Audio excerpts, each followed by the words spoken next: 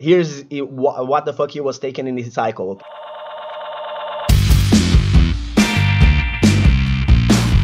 So for today, bros, we are going to kickstart this shit with the fucking Liver King. Yeah, bro. The Liver King came into the fitness scene a couple of years ago and blasted through everybody, looking ridiculously jacked and claiming to be fucking natural, all until the point where people busted his ass.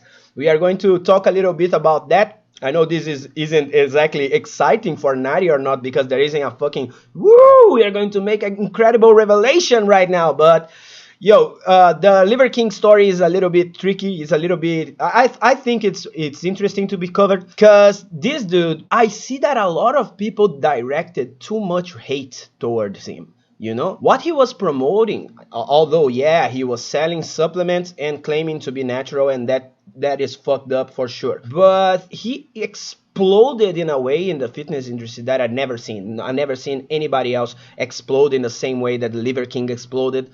And I think a lot of people got really jealous. And I don't mean the guys that expose him, because they are fucking big as fuck in the fitness industry too. But I remember watching smaller content creators and other people talking about his ancestral tenets and shit. It looked to me that they were just jealous of the fact that he was blowing past them fast as fuck. And what he really did here was he created a character. He went like full WWE, you know, and created the Liver King. He didn't say, I'm Brian Johnson, I'm a regular human being. No, he created this larger than life persona and started like preaching that people should eat like raw organ meats and get in contact with nature and train like a crazy person. And in fact, his message wasn't bad, you know? Although he was making money selling supplements, what he was preaching, what he was saying you should be doing to get in better shape, to improve your fucking natural testosterone and shit, all the things that he was preaching about sleep, about getting sunshine, about cold exposure, lifting, these fucking things fucking work. These fucking things are the things that you should be doing if you want to optimize muscle growth, if you want to optimize your lifestyle and be more healthy. So his message wasn't really that bad at all. And here, the fucking ancestral tenets is number one, sleep like a rock. Yeah, sleep is absolutely fucking important to fucking muscle building and for quality of life in general. It's not just about muscle. It's in sleep that your body releases human growth hormone and regulates all the other hormone pulses in your fucking body. So yeah, sleep is the number one thing you need to pay attention in your life. Then eat like our ancestors. That shit is a little bit gross. Like, you don't need fucking eat shit. Now, listen, our ancestors discovered fire a long fucking time ago, so you don't need to be eating raw shit, you know. But I subscribe to the idea of like eat stuff that come from the ground, eat stuff that we know for ages that are healthy, like vegetables, like meats, like fruits, the good old like put 5 fucking colors in your plate when you are eating, and that's going to be a fucking solid diet for sure. And I subscribe to that kind of thinking. Move like our ancestors. That I don't know what the fuck he means with that. Avoid dangers. Okay, yeah. Don't go into a fucking crack house and start yelling, "Die, motherfuckers, die!" because you're going to be shot in the face. Connect to the earth. This is important too. There's a lot of studies like showing these days that you need to literally put your fucking feet on the ground so your body can absorb the bacteria from the ground and from other stuff, like hug some fucking trees, like get in contact with nature, because that really improves your fucking gut microbiome. It changes the way your body responds to a lot of things. It's important. It's really a good message. Getting cold exposure. Cold exposure changes for instance, your body fat composition. Depending on the types of cold exposure that you are doing, you can stimulate the production of brown fat, which is a type of fat in your body that is metabolic active, meaning it consumes calories. It's not just normal fat that it's just there hanging and waiting to be consumed.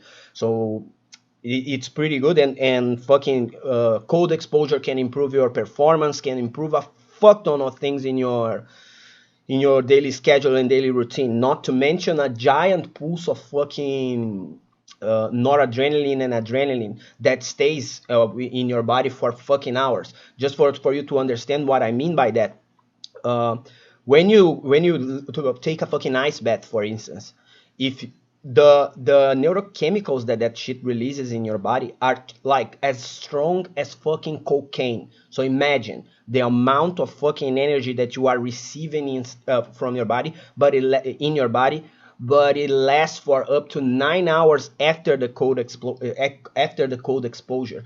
So it's fucking awesome to introduce a cold exposure routine to your day. Don't it doesn't need to be like a fucking ice bath super fucking cold. Like for me right now in my city, we are at about 15 degrees Celsius and going lower as the winter progresses, and a regular cold shower is more than enough to make my body shiver and shit. And that's what you are trying to achieve. If you manage to shiver, that's the good stuff. That's enough cold exposure to promote a lot of fucking health benefits. And fuck, the rest of his fucking tenets doesn't fucking matter, but it's essentially live like people used to live, get in contact with other people, get in contact with fucking nature, you know? But yeah, he used to claim that that was the reason that he was like had the testosterone of a fucking behemoth, you know, like the body composition of a guy jacked up on trend, you know. And yeah, look at this motherfucker. He was claiming natural, bro. This is crazy. It looks like a fucking blood pressure medication ad, you know, like fuck, what the fuck is happening with you? Look, the dude has fucking fungus on his shoulders and shit. No, this dude was fucking crazy, bro. He's about to have a heart attack in this fucking picture. So yeah, he started to breach into the mainstream. You know, like popular mainstream podcasts was started to call him to show up in their podcasts, and yeah, then people on the fitness industry started to get mad. But one thing that I say is that Arnold Schwarzenegger was the reason that I fucking started lifting in the first place. You know, I looked at that dude on the movies and stuff, and I think, yeah, I wanna be like Arnold. And fuck, bruh. Although he was fucking juicing, and I had no fucking clue. You know, it's not that bad that the Liver King was like incentivizing people to do cool shit for their health without being in full disclosure about his steroid use. But yeah, I get it. I think the benefit of introducing fitness in the mainstream would be bigger than the benefit of just trashing the guy and fucking destroying his career as this character. It's a fucking character. Anybody that lifted weights and know a single thing about steroids will understand. No, this fucking cat is not natural. It's obviously not natural. But yeah, we had to fucking. This was the point where I started to see people like getting fucking crazy. I need to destroy the Liver King. It's when he was at the UFC, and the guys when the UFC cameras like show famous fucking people like a jumbotron or something, and they showed the Liver King, like everybody started to like, fuck, they treating this motherfucking liar scumbag as a celebrity. I can't believe this shit. And yeah, man, I confess that I was a little bit pissed too. But now in retrospect, after doing a lot of fucking, I already did a couple of articles in this motherfucker, and I started to feel a little bit of sympathy for the guy, because creating content and creating a captivating message, a captivating character like he did, isn't an easy task. And having people trying to destroy you and put you down, I don't know if that's, I don't like that, you know, like fuck, I don't like that. I just gonna give what I think about this, and I know a lot of people will disagree with me and probably unsubscribe from this fucking channel. But yeah, that's the truth, bro. So then so here comes when he started to run his mouth like a crazy motherfucker, the Natty or not king, or Death Star Shoulders overlord, Derek for more plates, more dates. Aim the Death Star towards the Liver King and destroy the fucking Liver King with exposing his steroid cycle. And here's the fucking most stupid thing that I could ever imagine, bro.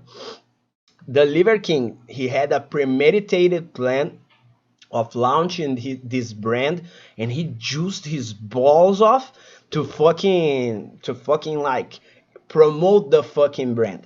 And he knew that he needed help to do that. And who he asked? He asked fucking Derek. He sends an email to Derek asking for advice on how to take fucking steroids, bro. And fuck, Derek is a guy that came up on the fitness industry by fucking doing Natty or not. I remember back in the day when he used even to complain, he used to complain like, fuck, I don't like doing Natty or not, but unfortunately it's the thing that people like to click on and watch. So I create the other content where I'm trying to educate people on the things that I think are important, and I do the Natty or not to attract people to my channel. And I understand that, like, knowing that I'm probably subconsciously doing Natty or not for the same exact reason, because fucking Natty or not go further than like if I review a fucking dumbbell overhead press, like. But I get it why Derek did it. And after he was exposed, he showed the fucking email where the Liver King tells him straight up what the fuck he was taking, and it was gnarly, bro. It was gnarly. Here's what the fuck he was taking in this cycle, okay? IGF-1, a synthetic version of the hormone peptide IGF-1, which is it's responsible for muscle repair and for muscle tissue growth in the body. CJC with EMAP, which is ipamorelin, something like that. These are two peptides. They are precursors to human growth hormone as well. And they, if I remember correctly, they work to different mechanisms. So they will boost your HGH way more. Ibutamoren is a SARM, if I remember correctly. It's a selective androgen receptor modulator that alters the way that the pituitary gland improves upon the way that the pituitary gland excretes HGH. Omnitrope, which is synthetic pharma grade HGH. And then there's a basic like steroid cycle, like testosterone cypionate, 0.6 cc's per week, which if he is using the basic testosterone cypionate milligram per milliliter, which is usually 200, between 100 and 200, that's pretty much 120 mg of test every week, which would put him right around TRT dose for his cruise. But that's something important for you to understand. A cruise, it precedes or is after or before a blast. And a blast is when you fucking harpoon yourself with a fucking giant quantity of fucking testosterone and other compounds. He is also taking DECA, which is nandrolone. Nandrolone is a hormone, is an androgen. It's between testosterone and estrogen. When there's another enzyme in the human body called aromatase that converts testosterone into estrogens, and this process is a cascading effect. It has like four steps. The third step, or the second, I don't remember correctly, is converting the testosterone into nandrolone, and nandrolone has a lot of fucking properties that fuck, I have a brain fart here. Let me think. It helps you preserve the quality of your fucking tendons and your fucking ligaments. Usually steroids are really gnarly on the tendons and ligaments. That's why a lot of people that take steroids end up with problems with tearing their muscles, like pec tears, shoulder tears, triceps tears. And DECA can help prevent that shit. The DECA is a compound that is really, really good for people that are engaging in athletics. And lastly, it's Winstrol, which is stanozolol 50 mg a day. It's it's not really that high.